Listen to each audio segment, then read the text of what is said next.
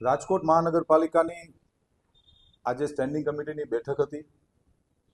આ બેઠકની અંદર રાજકોટ શહેરના 18 વોર્ડના અલગ અલગ વિભાગોના વિકાસ કામોની આજે દરખાસ્ત આવી હતી। કુલ 67 દરખાસ્તો હતી આજની સ્ટેન્ડિંગ કમિટીમાં અને કુલ મિલાવીને વાત કરીએ તો 1,75,60,98,186 કરોડના ખર્ચે, એટલે કે 175,60,00,000 રૂપિયાના જેવી માતબર રકમના ખર્ચે રાજકોટ શહેરના અલગ અલગ વિસ્તારમાં અલગ અલગ વોર્ડની અંદર અલગ અલગ વિભાગોના કામની આજની સ્ટેન્ડિંગ કમિટીમાં દરખાસ્ત આવી હતી, જેને અમે લોકોએ મંજૂર કરી છે। ખાસ કરીને પત્ર નંબર 6 છે, પત્ર નંબર 7 છે। રાજકોટ મહાનગરપાલિકાના વેસ્ટ ઝોન વિસ્તારના જુદા જુદા બગીચાઓ, સિનિયર સિટીઝન પાર્ક તથા બાલ ક્રીડાંગણની 1 વર્ષ માટેની જાળવણીની જે દરખાસ્ત હતી,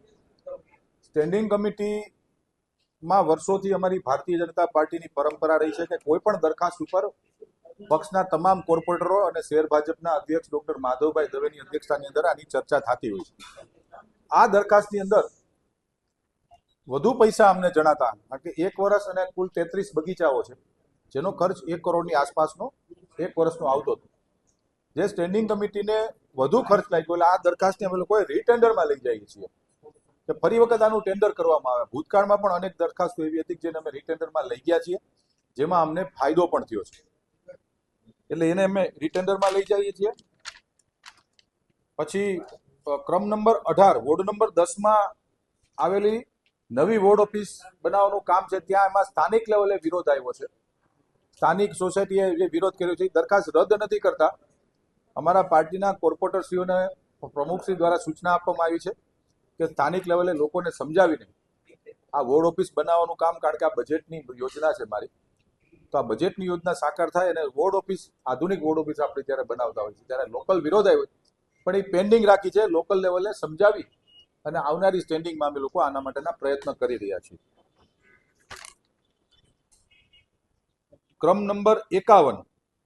રાજકોટ મહાનગરપાલિકાની હદમાં આવેલ મંજૂર થયેલ પ્રારંભિક આખરી રચના યોજના અંતર્ગત વાણિજ્ય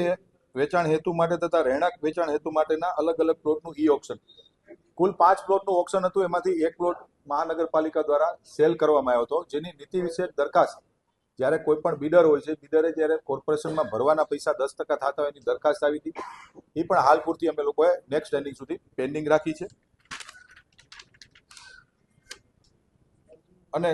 ક્રમ નંબર 57 રાજકોટ પ્રાણી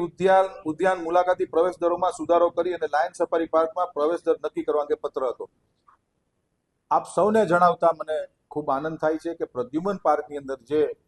દરખાસ્ત ભાવ વધારાની આવી હતી, ભાજપના સૌ કોર્પોરેટર મિત્રોએ આજે ભાવ વધારાની દરખાસ્ત રદ કરી છે અને જે જૂનો ભાવ જે હતા પ્રદ્યુમન પાર્કમાં, એ જ જૂના દરે વેકેશનની અંદર રાજકોટ શહેરના નગરજનો પરિવાર સાથે પ્રદ્યુમન પાર્કમાં જાય, એના માટે કોઈ વધારાના ચાર્જ ન લગાડવાના અને જૂનો જે ચાર્જ હતો એ મુજબ નક્કી કર્યું છે। અને લાયન સફારી પાર્ક જ્યારે અત્યારે નિર્માણમાં છે, લાયન સફારી પાર્ક બન્યા પછી દરો અમે નક્કી કરશું।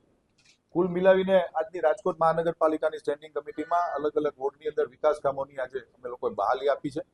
અને 175 કરોડ જેવી માતબર રકમના ખર્ચે અમે લોકો આજની સ્ટેન્ડિંગ કમિટીમાં કામો મંજૂર કર્યા છે।